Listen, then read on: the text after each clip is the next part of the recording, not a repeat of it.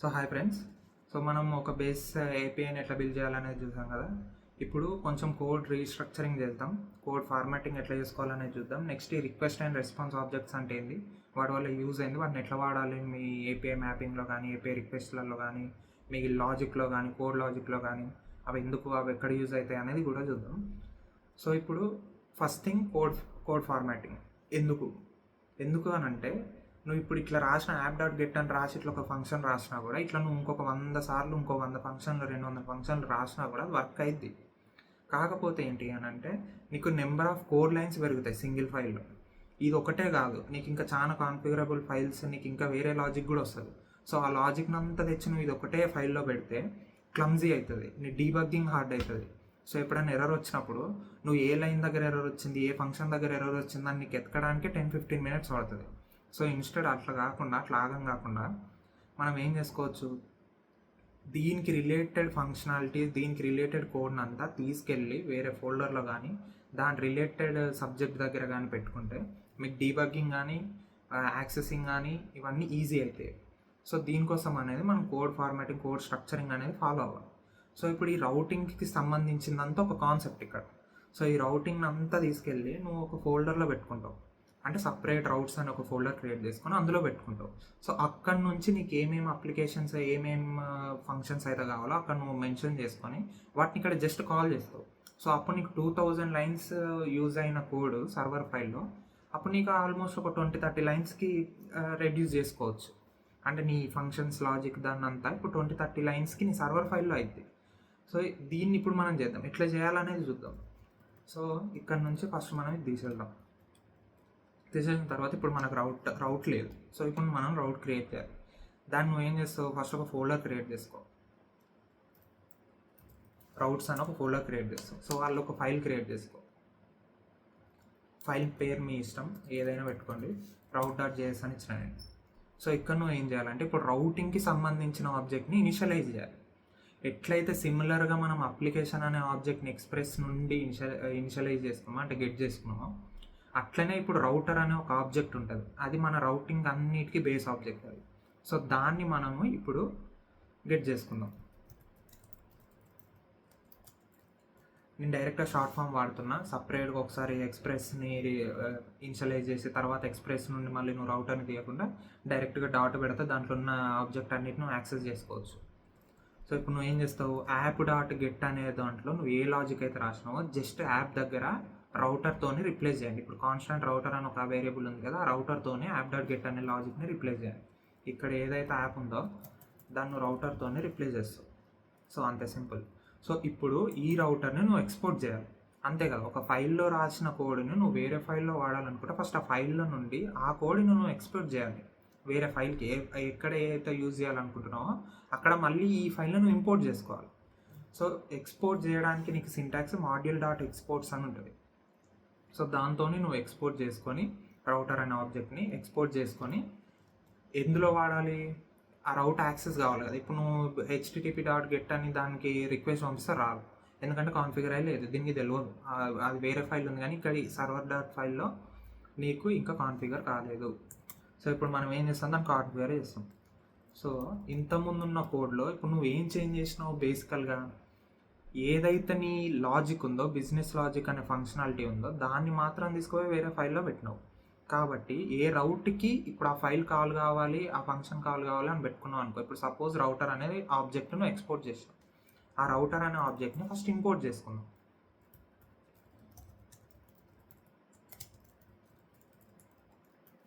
ఇప్పుడు ఆ రౌటర్ అనే ఆబ్జెక్ట్ని ఇంపోర్ట్ అయింది. ఇంపోర్ట్ అయిన తర్వాత నువ్వు ఆ ఏ రౌట్కి ఆ రౌటర్ అనే ఆబ్జెక్ట్ని మ్యాప్ చేయాలనుకుంటాను. ఇంతకుముందు మనం స్లాష్ అనే ఏపీఐకి ఒక ఫంక్షన్ రాసి సమ్ ఆఫ్ 2 నెంబర్స్ అని పెట్టేసినాం. సో ఇప్పుడు ఇక్కడ నువ్వు ఒక బేస్ ఏపీఐ ఇచ్చి రౌటర్ అని పెట్టేసినాం. సో యాప్.యూజ్ అంటే ఏంటిది అనేది నేను చెప్తాను. బేసికల్గా నువ్వు యాప్.యూజ్ అని కాకుండా సరే యాప్.గెట్ అని పెడదాం. ఇంతకుముందు యాప్.గెట్ ఉన్నాయి, యాప్.గెట్టే పెడదాం, ఏం మార్చుకుంటే జస్ట్ ఇంతకుముందు రాసిన ఫంక్షన్ దగ్గర తీసేసి రౌటర్ అని పెడదాం. సో ఇప్పుడు దీనికి వర్క్ అయిద్దా కాదా అంటే వర్క్ అయిద్ది. ఎందుకు వర్క్ అయిద్ది, సింపుల్గా నువ్వు రాసిందంతా సేమ్, ఇక్కడ నువ్వేం డిఫరెన్స్ చేయలేని, ఈ లాజిక్ని అంత ఎత్తుకెళ్ళి నువ్వు వేరే ఫైల్లో పెట్టినావు, ఆ ఫైల్ లాజిక్ని తీసుకొచ్చి మళ్ళీ అదే చేస్తున్నావు. A to be, B to ఏ మళ్ళీ చేసిందంతా సేమ్. కానీ ఇట్లా ఎందుకు యూజ్ చేయొద్దు అని అంటే, నువ్వు ఇప్పుడు చేసింది ఒక ఫైల్ స్ట్రక్చరింగ్. ఒక ఫైల్లో, ఈ రౌట్స్ అనే ఫైల్లో ఓన్లీ గెట్ మెథడ్స్ మాత్రమే ఉండవు. పోస్ట్ మెథడ్స్ ఉంటాయి, ఇంకా వేరే లాజిక్ ఉంటుంది, మిడిల్ వేర్స్ లాజిక్స్ ఉంటాయి మధ్యలో మధ్యలో. ఇలాంటివన్నీ కాంప్లెక్స్ ఫంక్షనాలిటీస్ అవన్నీ యాడ్ అవుతూ ఉంటాయి. ముందు యాడ్ అవుతున్న కొద్దీ ఇలాంటివి ఎందుకు వర్క్ కావు అనేది ఉంటుంది నీకు. సో ఇప్పుడు నువ్వు దీన్ని ఏం చేయొచ్చు, యాప్ డాట్ యూజ్కి మారుతాం. యాప్ డాట్ యూజ్ అంటే ఏంటిదని అంటే, ఇప్పుడు ఫర్ ఎగ్జాంపుల్ నువ్వు ఇక్కడ నుండి రిక్వెస్ట్ పంపినావు, ఇది ఇనిషియలైజ్ చేసినావు క్లయింట్ నుండి, నీ రిక్వెస్ట్ ఈ ఫైల్కి వచ్చింది, ఇక్కడ హిట్ అయింది ఇది. సో అక్కడ నువ్వు కాల్ చేసిన దగ్గర నుండి ఇక్కడ నీకు హిట్ అయ్యే వరకు జరిగే ప్రాసెస్లో మధ్యలో ఒకటి ఎగ్జిక్యూట్ అవుతుంది, దాన్ని మిడిల్ వేర్స్ అంటాం. అంటే నువ్వు పంపించిన రిక్వెస్ట్ నుండి బ్యాక్ ఎండ్లో దాని కోర్ లాజిక్ ఎగ్జిక్యూట్ అయ్యే వరకు మధ్యలో ఏదైనా ఫంక్షన్ రన్ అయితే దాన్ని మిడిల్ వేర్ అంటాం సింపుల్గా. వాడు బ్రోకర్ వాడు. సో ఇప్పుడు ఈ యాప్ డాట్ యూజ్ అనేది ఏమైందంటే అదొక మిడిల్ వేర్ లాగా ఫంక్షన్ అయింది. సో ఇప్పుడు నీకు వచ్చిన ప్రతి రిక్వెస్ట్కి ముందు ఇది రన్ అవుతుంది. సో ఇది ఒక మిడిల్ వేర్ లాగా. సో అది దీని యూజ్. సో నువ్వు యాప్ డాట్ గెట్ అని సపరేట్గా, యాప్ డాట్ పోస్ట్ అని సపరేట్గా నువ్వేం ఇవ్వాల్సిన అవసరం లేదు. ఆటోమేటిక్గా రౌటర్ అనేది మిడిల్ వేర్లో రన్ అయిపోద్ది. నీకు ఇక్కడ నుంచి వచ్చిన రిక్వెస్ట్కి ఆ మిడిల్ వేర్లో ఉన్న ఫంక్షన్ రన్ అవుతుంది కాబట్టి మ్యాచ్ అయితే ఆటోమేటిక్గా మ్యాప్ అయిపోద్ది. సో ఇప్పుడు నువ్వు బేస్ ఏపీఐ అనేది ఇచ్చావు మనకు. నీ రౌటర్లో ఉన్న ఫైల్స్ అన్నిటికీ ఒక పాత్ ఉంది. ఇక్కడ రౌటర్ డాట్ గెట్ అని ఇచ్చినావు, స్లాష్ అని ఇచ్చినావు. సో ఇప్పుడు నేను ఇట్లనే ఇంకోటి ఇస్తాను, ఇంకో ఫైల్ క్రియేట్ చేస్తే ఇది అబౌట్ అని క్రియేట్ చేసుకుందాం. ఓకే, సింపుల్గా ఇది ఇంకోటి. సో స్లాష్ అని ఒకటి ఉంది, స్లాష్ అబౌట్ అని ఒకటి ఉంది. సో ఇప్పుడు నువ్వు డైరెక్ట్గా యాక్సెస్ చేయాలనుకుంటే స్లాష్ అనే యాక్సెస్ చేస్తే నీకు A+B అనేది వస్తుంది. స్లాష్ అబౌట్ అనేది యాక్సెస్ చేస్తే ఇక్కడ res.sendలో ఏదైతే మెసేజ్ ఉందో అది వస్తుంది. కానీ ఈ రెండింటికి కామన్గా ఒక ప్రిఫిక్స్ యాడ్ చేయాలనుకున్నాం అనుకున్నాం. అంటే ఈ స్లాష్ అనేదానికి, స్లాష్ అబౌట్ అనేదానికి ముందు కామన్ ప్రిఫిక్స్ యాడ్ చేయాలనుకున్నావు. అప్పుడు నువ్వేం చేస్తావు, ఇక్కడ వచ్చి ఏపీఐ అని పెట్టి ఏపీఐ అని పెడుతున్నావు అనుకుందాం. సారీ. సో ఇక్కడ నువ్వు ఏపీఐ అనేది ఒక ప్రిఫిక్స్ లాగా యాడ్ చేసినావు. ఇట్లా నువ్వు ఇంకొక 100 రౌట్స్ ఈ ఫైల్లో రాయాలనుకున్నప్పుడు అన్నిటికీ ప్రిఫిక్స్ ఏపీఐ అనే ఉండాలనుకున్నప్పుడు 100 సార్లు దాన్ని రాయడం ఎందుకు కదా. సో మన entire code structuring, code formatting కాన్సెప్టే అది కదా. ప్రతిసారి నువ్వు నీట్గా మెయింటైన్ చేసుకోగలగాలి, రీయూజబిలిటీ ఉండాలి, ఇది ఇలాంటివన్నీ వస్తూ ఉంటాయి మీకు. సో దీని బదులు ఇట్లా ప్రిఫిక్స్ అన్ని కొన్ని కామన్గా ఉన్న వాటిని మీరు ఏం చేసుకోవచ్చు అని అంటే, మనం ఎక్కడైతే ఇంపోర్ట్ చేసి ఇక్కడ ప్రిఫిక్స్ అనేది ఇక్కడ ఇచ్చినామో అది దాని ప్రిఫిక్స్ లాగా అయిపోయింది. అంటే రౌటర్ ఫైల్లో ఉన్న ప్రతి ఫంక్షన్కి, ప్రతి రౌట్ మ్యాపింగ్కి ముందు స్లాష్ ఏపీఐ అనేది ఆటోమేటిక్గా ఎంబెడ్ అయిపోతుంది అది. సో అది యాడ్ చేసిన తర్వాతే ఇక్కడ ఉన్న రౌట్ దానికి యాడ్ అయిపోయింది, దీంట్లో ఉన్న ఫైల్ రౌట్ దానికి యాడ్ అయిపోయింది. సో ఇది దీని యూజ్. సో ఇప్పుడు దీన్ని మనం ఎట్లా యాక్సెస్ చేసుకుంటాం, స్లాష్ ఏపీఐ స్లాష్ అని కొడితే నీకు ఇది వస్తుంది. సో వస్తుందా రాదా చూద్దాం. సో చూడొచ్చు, the sum of 10 and 20 is 30, same function execute అయ్యింది. సో ఇప్పుడు స్లాష్ ఏపీఐ అని కాకుండా నార్మల్గా ఇంతకుముందు ఉన్న స్లాష్ కొట్టి చూద్దాం ఒకసారి. కెనాట్ గెట్ అని వస్తుంది. ఎందుకనంటే స్లాష్ అనేది నీకు కాన్ఫిగర్ అయ్యి లేదు ఎక్కడ. స్లాష్ ఏపీఐ స్లాష్ నీకున్న రౌట్స్, స్లాష్ అనే రౌట్ లేదు ఇప్పటికీ. సో అది దీని లాజిక్, దీని కాన్సెప్ట్. సో ఇది స్ట్రక్చరింగ్ బేసిక్గా. మీరు ఇంకా ఎన్ని ఫైల్స్, డిఫరెంట్ రౌట్ ఫైల్స్, అంటే ఇప్పుడు యూజర్కి సపరేట్ రౌట్స్ ఉంటాయి, ప్రోడక్ట్స్కి సపరేట్ రౌట్స్ ఉంటాయి, అట్లా ఒక్కొక్క కాన్సెప్ట్కి ఒక్కొక్క రౌటింగ్ ఫైల్ ఉంటుంది. సో అలాంటి ఫైల్స్ అన్నిటిని మీరు రౌట్స్ అనే ఫోల్డర్లో సెగ్రిగేట్ చేసుకొని పెట్టుకోవచ్చు. ఆ ఫైల్స్ని మీరు ఇక్కడ ఇంపోర్ట్ చేసుకొని మీకు ఏ నేమ్ ప్రిఫిక్స్తోనైతే కావాలో అది పెట్టుకొని ఇక్కడ మీరు యూజ్ చేసేసుకోవచ్చు డైరెక్ట్గా. సో నెక్స్ట్ కాన్సెప్ట్ ఈ రిక్వెస్ట్ అండ్ రెస్పాన్స్ ఆబ్జెక్ట్స్ ఏంటి. ఇది సెకండ్ కాన్సెప్ట్, ఈ మోస్ట్ ఇంపార్టెంట్ కాన్సెప్ట్ కూడా. మీ ఎంటైర్ బ్యాక్ ఎండ్ లాజిక్ అంతా ఈ 2 ఆబ్జెక్ట్ల మీదనే రొటేట్ అవుతుంది. సో రిక్వెస్ట్ అనేది నీ క్లయింట్ నుండి పంపించిన డేటాని నువ్వు బ్యాక్ ఎండ్లో యాక్సెస్ చేయడానికి యూజ్ చేసే ఆబ్జెక్ట్, వేరియబుల్. అంటే క్లయింట్ పంపించిన డేటా అంతా రిక్వెస్ట్ అనే వేరియబుల్కి అటాచ్ అయి ఉంటుంది. ఫర్ ఎగ్జాంపుల్కి ఇప్పుడు A and B అని ఇక్కడ ఉంది, A+B అని 30 అని సమ్ అవుతుంది. A+B సమ్ ఎట్లయితుంది, ఫస్ట్ ఏ అండ్ బిని యాక్సెస్ చేసుకుంటున్నారు. ఏ అండ్ బికి నువ్వు ఒక వేరియబుల్స్ని ఇనిషియలైజ్ చేసి పెట్టినావు. ఏ అంటే 10, బి అంటే 20 అని. అప్పుడే నువ్వు ఆ A+Bని సమ్ చేయగలుగుతున్నావు. కాబట్టి సిమిలర్ స్ట్రక్చర్లో క్లయింట్ నుండి పంపించిన ప్రతి డేటా రిక్వెస్ట్ అనే వేరియబుల్ స్టోర్ అయి ఉంటుంది. సో నువ్వు ఆ రిక్వెస్ట్ అనే వేరియబుల్ని వాడుకొని యాక్సెస్ చేసుకుంటావు దాన్ని. తర్వాత నీ బిజినెస్ లాజిక్లో నువ్వు ఏమేమి రాయాలనుకుంటున్నావు అదంతా దాన్ని బట్టి రాసుకోవచ్చు. సో ఇప్పుడు ఈ రిక్వెస్ట్ ఆబ్జెక్ట్లో ఎన్ని విధాలుగా నువ్వు డేటాను యాక్సెస్ చేయొచ్చు, ఫస్ట్ థింగ్ క్లయింట్ నుండి ఎన్ని విధాలుగా డేటాను పంపించవచ్చు అనేది చూద్దాం. ఫస్ట్ రిక్వెస్ట్ ఆబ్జెక్ట్ గురించి చూద్దాం.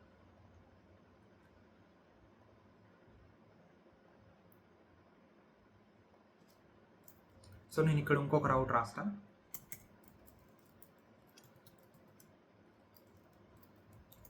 కంటెంట్ అని పేరుద్దాం.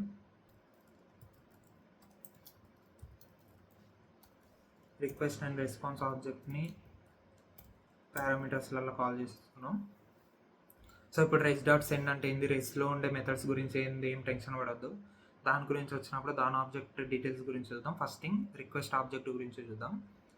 సో మీరు రిక్వెస్ట్ ఆబ్జెక్ట్ని ఒకసారి యాక్సెస్ చేస్తే అసలు రిక్వెస్ట్ అనే ఆబ్జెక్ట్లో ఏమేమి కంటెంట్ ఉంటుంది అనేది చూద్దాం. నీ పంపించిన హెడర్స్, నీ కంటెంట్ టైప్, నీ బాడీ, నీ ప్యారమ్స్ అన్ని రిక్వెస్ట్ ఆబ్జెక్ట్లోనే ఉంటాయి. ఆ ఆబ్జెక్ట్లో ఎన్ని డిఫరెంట్ టైప్స్ ఆఫ్ ప్రాపర్టీస్ ఉంటాయో చూద్దాం.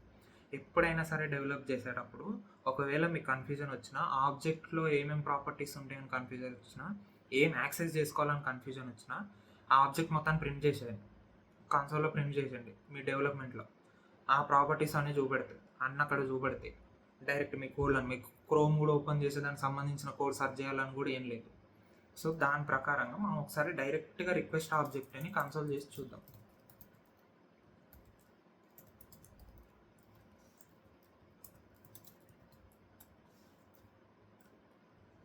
సో ఇప్పుడు ఈ /కంటెంట్ అనే రౌట్ని కాల్ చేసినప్పుడు నువ్వు ఏమైంది, రిక్వెస్ట్ అనే ఆబ్జెక్ట్ ప్రింట్ అయింది. సో ఇక్కడ నువ్వు ఏం చేస్తావు, API/కంటెంట్. సో ఇక్కడ చూడొచ్చు నీకు ఇక్కడ ఈ ఆబ్జెక్ట్లో ఎన్ని డిఫరెంట్ టైప్స్ ఆఫ్ ప్రాపర్టీస్ ఉంటాయో మొత్తం ఇక్కడ డిస్ప్లే అవుతాయి. నీ HTTP రిక్వెస్ట్ గురించి మొత్తం డీటెయిల్స్ ఉంటాయి ఇక్కడ. సో ఇందులో చాలా వరకు నీకు ప్రాపర్టీస్ ఏం అవసరం లేదు. అంటే నువ్వు అన్లెస్ నీకు పెద్ద డిబగ్గింగ్ ఇష్యూ వచ్చి నువ్వు ఎంటైర్ ఆబ్జెక్ట్ని అంతా గోత్రూ అవ్వాల్సినప్పుడు తప్ప నీకు బేసికల్గా అయితే 99% ఇందులో నువ్వు మ్యాక్స్ వాడుకునేవి ఒక 4, 5, 6 ఆబ్జెక్ట్స్ ఉంటాయి బిగినర్ లెవెల్లో. అంటే మీరు ఒక నార్మల్గా మీరు ఎప్పుడైతే ఎంట్రీ లెవెల్ ప్రాజెక్ట్ చేస్తున్నారో ఒక 3-4 ఆబ్జెక్ట్స్ అండ్ ప్రాపర్టీస్ వరకు మాత్రమే వాడుకుంటారు, అంతకు మించి ఏం వాడరు మీరు. సో అదేంటిదో చూద్దాం ఇక్కడ.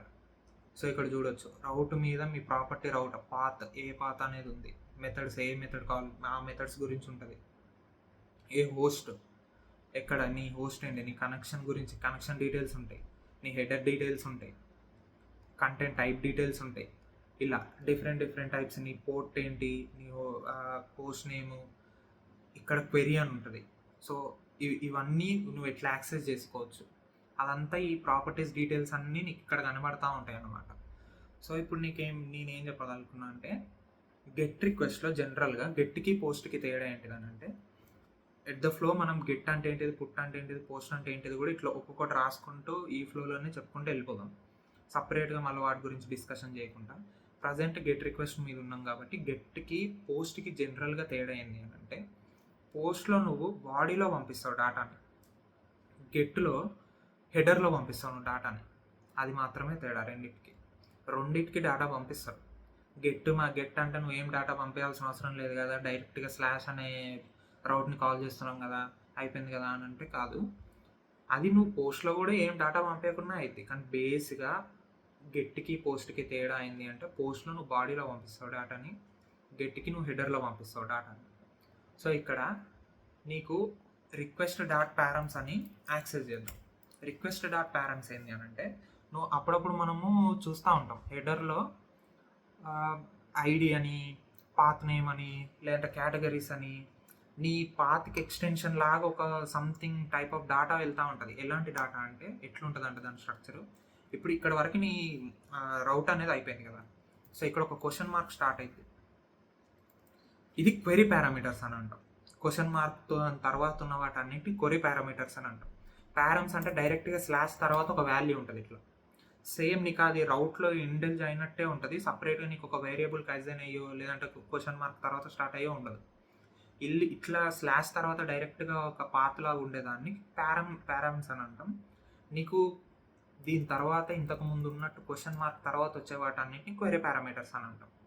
సో ఇప్పుడు క్వరీ పారామీటర్స్ అనేటిదంటే నీకు అప్పుడప్పుడు ఒక యూఆర్ఎల్ పాత్లో క్వశ్చన్ మార్క్ తర్వాత ఫర్ ఎగ్జాంపుల్ కేటగిరీ అని ఇట్లా ఒకటి ఉండి వేరియబుల్ లాగా ఉండి దానికి ఒక వాల్యూ ఉంటుంది. సో ఇప్పుడు ఈ category is equals to value అని ఏదైతుందో అది నీ క్వరీ పారామీటర్. ఈ కేటగిరీ అనే వాల్యూని నువ్వు బ్యాక్ ఎండ్ ఏపీఐలో ఫెచ్ చేసుకొని ఆ ఫెచ్ చేసుకున్న వాల్యూని నువ్వు ఎట్లా వాడుకోవాలి నీ బిజినెస్ లాజిక్ ప్రకారం అనేది తెలుస్తుంది. అందుకే మీకు వెబ్సైట్ పేజెస్ మారుతున్న కొద్దీ నీ కంటెంట్ మారుతూ ఉంటుంది. దాన్ని నువ్వు ఎట్లా ఫెచ్ చేస్తావు, ఈ వెబ్సైట్ మీద ఈ కంటెంటే రావాలి, ఈ వీడియోకి ఈ కంటెంటే ప్లే కావాలి అనేది ఎట్లా తెలుస్తుంది అని అంటే నువ్వు ఆ లింక్ క్లిక్ చేసినప్పుడు ఆ పాత్ పారామీటర్స్లో సర్టన్ వాల్యూస్ అనేవి వెళ్తాయి. మీరు యూట్యూబ్ క్లిక్ చేసి యూట్యూబ్ వీడియో చూసినా సరే, ఇప్పుడు ఫర్ ఎగ్జాంపుల్ ఇక్కడ నేను ఈ వీడియో అనేది ఓపెన్ చేసినాను. సో ఇక్కడ మీరు చూడొచ్చు క్వశ్చన్ మార్క్ తర్వాత వి అనే ఈజ్ ఈక్వల్స్ టు ఇచ్చి కొంచెం ఒక సర్టన్ టైప్ ఆఫ్ వాల్యూ ఉంది, మధ్యలో యాండ్ అని సింబల్ ఉంది. సో ఇది సపరేట్ వేరియబుల్. నువ్వు ఇంకొక వేరియబుల్ని యాడ్ చేయాలి అని అనుకుంటే యాండ్ అని పెట్టి తర్వాత మళ్ళీ సేమ్ ఇనిషియలైజ్ చేసి వాల్యూ ఇస్తావు. సో ఇట్లా కొన్ని వాల్యూస్ వెళ్తూ ఉంటాయి. ఈ వాల్యూస్ని నువ్వు బ్యాక్గ్రౌండ్లో గెట్ చేసి ఈ వాల్యూస్ దేనికి సంబంధించినవి అనేది పెట్టి దాని అప్రాప్రియేట్ కంటెంట్ మాత్రం నువ్వు ఫ్రంట్ ఎండ్కి పంపిస్తావు. అది దాని యొక్క యూజ్. సో ఇప్పుడు దీన్ని ఇట్లా పెట్టి మనం రిక్వెస్ట్ అనేది పంపిస్తాం. ఏమొస్తుందో చూద్దాం.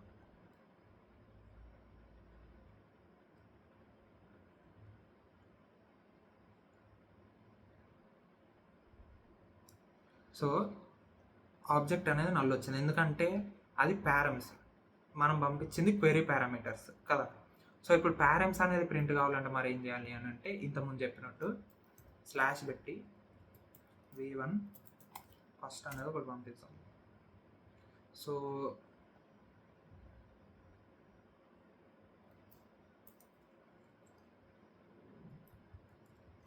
ఇక్కడ కెనాట్ గెట్ అనేది వస్తుంది. కెనాట్ గెట్ అనేది ఎందుకు వస్తుంది, ఇక్కడ మనం ఒక మిస్టేక్ చేస్తాం అనమాట. ఎందుకు కెనాట్ గెట్ అని వస్తుంది అని అంటే నీకు అది పాత పారమా అనేది డిఫరెన్షియేట్ చేసుకోలేకపోతుంది. ఎందుకు డిఫరెన్షియేట్ చేసుకోలేకపోతుంది అంటే నీ ఏపీఐలో నీ రౌట్లో నువ్వు దీనికి పారమ్స్ అనేది యాక్సెప్ట్ చేయనే లాజిక్ నువ్వు ఎప్పుడు పెట్టలేదు. ఇక్కడ ఆ లాజిక్ అనేది ఎట్లా పెడతావు, రౌట్లో ఒకవేళ పారమ్స్ నువ్వు కావాలి అని అనుకుంటే స్పెసిఫైడ్గా మెన్షన్ చేయాలి. ఏమని కాలన్ పెట్టి ఎగ్జాంపుల్ ఐడి అని ఇస్తావు.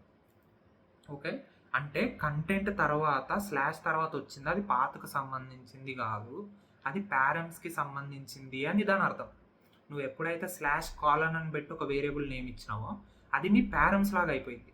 సో ఇప్పుడు ఈ లాజిక్ని నువ్వు యాడ్ చేసి దాని తర్వాత నువ్వు ఇక్కడ v1 ఫస్ట్ అనే కాల్ని ఫంక్షన్ కాల్ని మళ్ళీ నువ్వు రిఫ్రెష్ చేస్తే నీకు ఈ రౌట్ వర్క్ అయింది.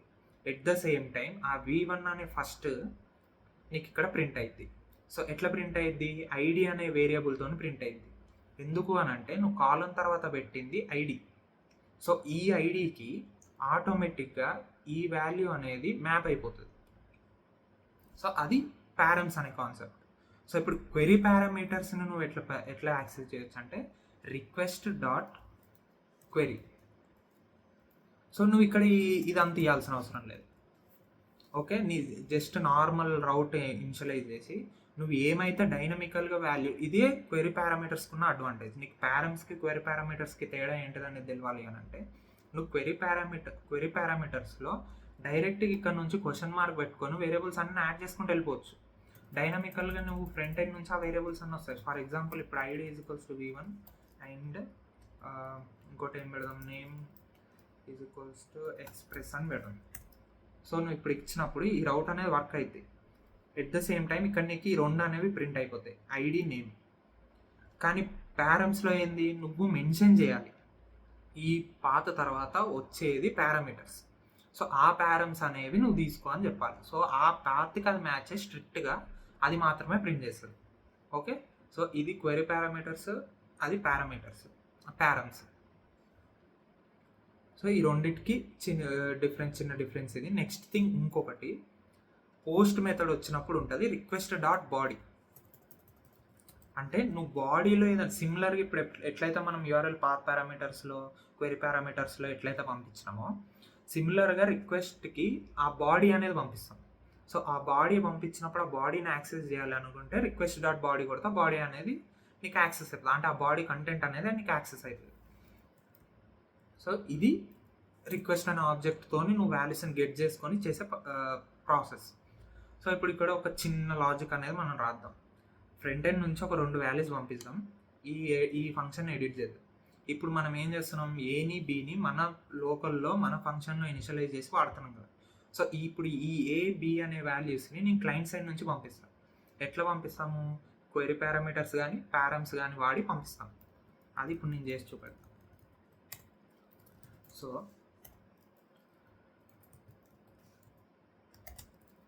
ఈ స్ట్రక్చర్ ఏంటి అంటే ఆబ్జెక్ట్ డీస్ట్రక్చరింగ్ అంటుంది. సో రిక్వెస్ట్ డాట్ క్వెరీ అనేది ఒక ఆబ్జెక్ట్.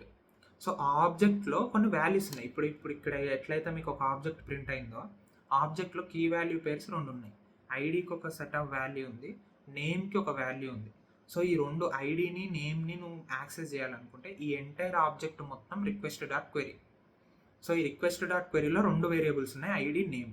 ఆ వేరియబుల్స్ నువ్వు యాక్సెస్ చేయాలనుకుంటే ఫస్ట్ డీస్ట్రక్చరింగ్ చేయాలి. సో డీస్ట్రక్చరింగ్ సింటాక్స్ ఇది. బ్రాకెట్ పెట్టి నువ్వు ఆ లోపల ఉన్న వేరియబుల్స్ని ఏమైతే నువ్వు ఇనిషియలైజ్ చేస్తావో ఆ వేరియబుల్స్ మ్యాచ్ అయిపోయి దానికి ఆటోమేటిక్గా మ్యాచ్ అయిపోతుంది, దానికి మ్యాప్ అయిపోతుంది అనమాట. సో ఇప్పుడు ఆ ఏ కామా బి అనేది రిక్వెస్ట్ డాట్ క్వెరీ నుండి వచ్చి సమ్ అనేది డిస్ప్లే అయిపోయింది. సో అది ఇప్పుడు ఏమవుతుంది ఏంటి అనేది చూద్దాం. నువ్వు మళ్ళీ ఇక్కడ నువ్వు ఐడి అని నేమ్ ఇచ్చి ఇక్కడికి వచ్చి అక్కడ నువ్వు ఏ అనేది ఇస్తే నల్ వస్తుంది, నల్ కానీ అన్డిఫైన్డ్ కానీ వస్తుంది. ఎందుకు వస్తుంది అని అంటే ఏ అనే వేరియబుల్ నువ్వు ఇక్కడ నుండి పంపట్లేవు ఫస్ట్ థింగ్, అందుకే అది మ్యాప్ చేసుకోలేదు. వేరియబుల్ నేమ్స్ ఏమి ఉండాలి కదా. సో కాబట్టి ఇది తీసేసి మనకేం కావాలి, A is equals to 10 and B value మారుతాం ఈసారి 5. కానీ రాలేదు. ఎందుకు రాలేదు, పాత్ వేరు. ఆ పాత్ అనేది కూడా మీరు చూసుకోవాలి. ఏ పాత్కి ఏ రిక్వెస్ట్ అయితే మ్యాప్ అవుతుందో ఆ లాజిక్ మాత్రమే రన్ అవుతుంది. సో ఇక్కడ మీకు ప్లస్ అనేది అయింది. జావా స్క్రిప్ట్ మ్యాజిక్ ఇది, టెన్షన్ పడొద్దు. 10+5 అంటే 105 ఎందుకు అయింది అని అంటే ఇప్పుడు ఇక్కడ ఇంకొక కొత్త కాన్సెప్ట్. జావా స్క్రిప్ట్ చేసేటప్పుడు ఇలాంటి కొన్ని షాక్లు తగులుతూ ఉంటాయి మధ్యలో. అంటే నీకు నార్మల్ ప్రోగ్రామింగ్ లాంగ్వేజ్లో ప్లస్ చేస్తే నువ్వు ప్లస్ వస్తుంది, ఇక్కడ ఏంది ఇట్లా వస్తుంది అని అనుకుంటే ఎర్రర్ రాదు. జావా స్క్రిప్ట్లో ఏదో ఒకటి ఆన్సర్ వస్తుంది, అది ఎర్రర్ కాదు, కానీ అది నీకు ఇంటర్నల్గా బగ్ అది. సో ఇప్పుడు ఇక్కడ ఏంది అంటే ఆ 2 స్ట్రింగ్ లాగా అవుతున్నాయి, ఆ స్ట్రింగ్ కంకాటినేషన్ అవుతుంది, అది నెంబర్స్ లాగా అవ్వట్లేదు అది. సో నెంబర్స్ లాగా ఎట్లా అవ్వాలి మరి, నువ్వు ఈ వీటిని నెంబర్ చెక్కింగ్ పార్సింగ్ అనే చేసుకో ఫస్ట్ థింగ్. లేకపోతే ఈ రిక్వెస్ట్ డాట్ క్వెరీ అనే మొత్తాన్ని పార్సింగ్ అనే చేయి. అంటే నీకు అది స్ట్రింగ్ కంటెంట్ లాగా వస్తుంది, అది దాన్ని నువ్వు ఎట్లా పార్సింగ్ చేసుకుంటావు అనేది నీ ఇష్టం. సో మనం అయితే ఫస్ట్ దీన్ని నెంబర్స్లో కన్వర్ట్ చేసేద్దాం. పార్సింగ్ మనది ఇంటీజర్ పంపిస్తున్నాం కాబట్టి డైరెక్ట్ పార్సింగ్ పెట్టేస్తున్నాం. నువ్వు ఒక పార్సింగ్ చేయాలి అనుకుంటే మెథడ్ ఇది. ఆల్మోస్ట్ అన్ని లాంగ్వేజెస్లలో సేమ్ కాన్సెప్ట్ ఉంటుంది పార్సింగ్. సో ఇప్పుడు మళ్ళీ ఒకసారి రన్ చేసి చూద్దాం. 15. సో ఇప్పుడు కరెక్ట్గా వస్తుంది అనమాట. సో ఇంతకుముందు మీకు పారామీటర్స్లో వెళ్ళేది స్ట్రింగ్ లాగా వెళ్తుంది. సో ఇది ఒకటి గుర్తుపెట్టుకోండి. సో ఇది జనరల్గా మీ రిక్వెస్ట్ అనే ఆబ్జెక్ట్ కాన్సెప్ట్. ఈ పాత్ ఫోల్డర్ అనేది రీస్ట్రక్చరింగ్ చేసుకోవాలి ఫస్ట్ థింగ్. రీస్ట్రక్చరింగ్ అనేది చాలా ఇంపార్టెంట్, డీబగ్గింగ్కి మీకు చాలా యూజ్ అవుతుంది, మీ హెడేకే తగ్గిస్తుంది. ఇంకోటి రీడబిలిటీ పెంచుతుంది, మీ కోడ్ రీడబిలిటీ పెరుగుతుంది, కోడ్ ఈజీగా అర్థమవుతుంది మీకే నెక్స్ట్ టైం చూసినప్పుడు. అందుకే వీలైనంత వరకు కోడ్ని పార్ట్స్ లాగా డివైడ్ చేసి పెట్టుకోవడానికే ట్రై చేసుకోండి మీరు వీలైనంత వరకు. అంటే లార్జ్ చంక్స్ అయ్యే కోడ్ ఛాన్స్ ఉంది అని అనుకున్నప్పుడు దాన్ని పార్ట్స్ లాగా డివైడ్ చేసి పెట్టుకుంటే మీకు డీబగ్గింగ్ ఈజీ ఉంటుంది. సో ఇది జనరల్గా 2 కాన్సెప్ట్స్ ఈ వీడియోలో చెప్పాలి అని అనుకుంది. First thing is request and response object గురించి, next thing code file structuring గురించి. Thank you for watching. Video నచ్చితే లైక్ చేయండి, సబ్స్క్రైబ్ చేయండి, ఫాలో అవుతూ ఉండండి. నెక్స్ట్ వీడియో కోసం వెయిట్ చేయండి.